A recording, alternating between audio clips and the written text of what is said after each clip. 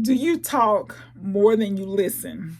So I thought I was improving in this area, but it's a work in progress, right? I think it's important that we are aware of how we are, our issues. We're working on our issues every single day. So recently I was in the car with my son, and he was telling my husband and I that he knows more than we think he knows. And I go right into motivational mom with my spiel, and he backs away. He doesn't say anything else after that. And I ruined an opportunity to allow my child to tell me what he wanted to tell me, what he wanted to say. What does he know more than I think he knows? And so my pastor always says that, these young kids, they know more than we think they know. And I think according to research that kids are exposed to, I think boys are exposed to pornography at age 9. Startling. But I think that I ruined an opportunity for him to say what he needed to say. So I've certainly got to step back when people are talking to me and give them space. We should give people space to say what needs to be said. We need to get comfortable with the pauses. We need to get comfortable with the silence. We need to get comfortable with asking people to go on. We need to get comfortable with asking questions, being generally interested in what somebody is saying to us, letting them know they have our full attention and we love them, want to hear what they have to say.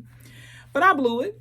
I blew an opportunity for my son, my 11-year-old, to tell me what he knew that I didn't know that he knew.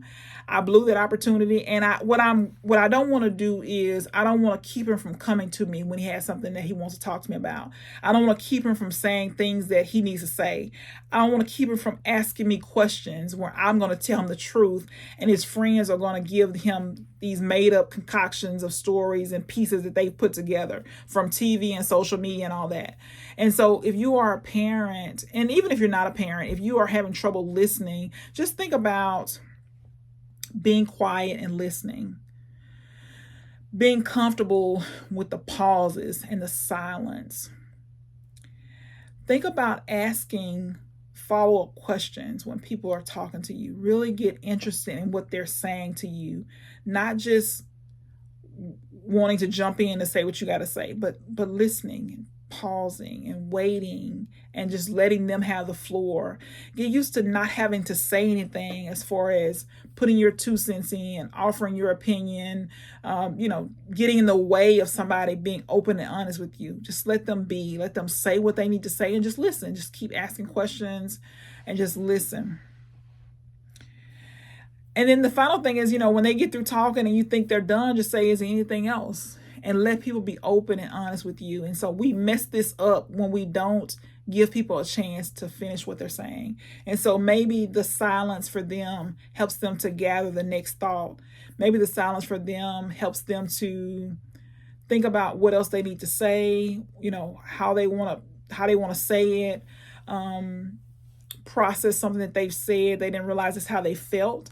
And so we need to give people space to do that. But think about, do you talk more than you listen? And we have 2 ears and 1 mouth for a reason, because we should listen twice as much as we talk, and we often get it backwards.